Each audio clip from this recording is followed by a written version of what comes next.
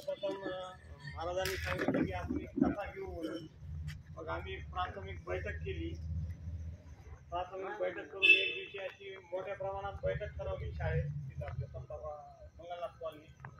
आणि बैठकीचं निमंत्रण द्यायला नारायण बापू आणि महाराज ते स्वतः फिरले, पत्रिका घेऊन एक छोटी पत्रिका बनवली होती आणि ते एवढ्याने नारायणांकडे आले पत्रिका द्यायला. पत्रिका दिल्यानंतर नारायण अण्णांनी बघितलं आणि ते मिटिंगला आले. त्यांनी खूप चांगले सुझाव मांडले. मग आम्ही 4-5 जणांनी विचार केला की नारायण अण्णा एवढा इंटरेस्ट दाखवत असतील तर आपण कथेचं यजमानपद आणि अध्यक्षपद आपण त्यांना देऊ.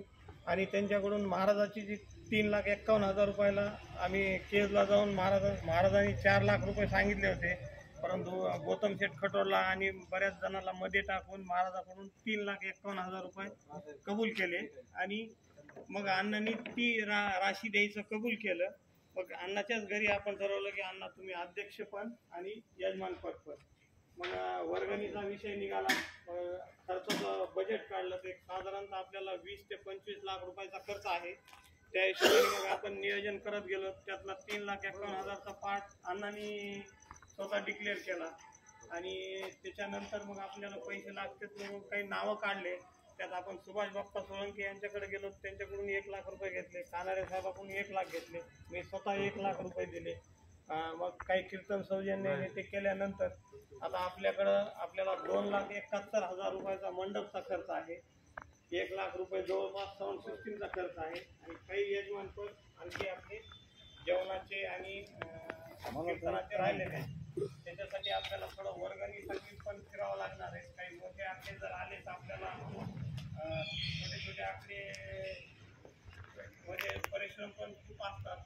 आणि आपल्याला एक तर समजा वर्गणी कोणी देऊ नाही देऊ, आपल्याला सर्वांना इन्व्हॉल्व करून हा कार्यक्रम इतका मोठा करता येईल, इतका आपल्याला मोठा करायचा आहे.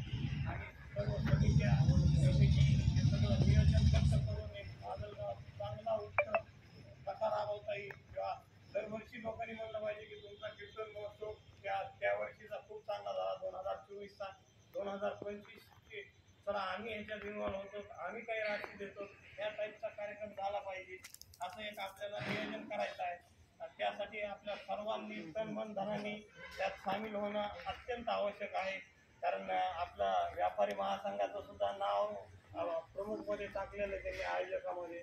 आता आपल्याला एक तन पण मिळालंय, धन पण मिळालंय, बुद्धी पण मिळाली. कानेडे साहेबाच्या रूपाने स्वागत अध्यक्ष त्यांनी विनंतीला माल देऊन त्यांनी तयार झाले. आणि त्यांनी एवढं नियोजन आपण हा कार्यक्रम एकदम नियोजनबद्ध करू आणि एकदम कसा चांगला होईल याच्यासाठी मी पण माझा वेळ पण देतो, पैसे पण देतो असं सांगितलं. त्या हिशोबाने आपण सगळं नियोजनबद्ध रीतीने कमिट्या हे ते करून आज काही कमिट्या करून आपण खऱ्या अर्थाने आज कामाला लागलं पाहिजे. उद्यापासून नव्या वर्षाचं एवढं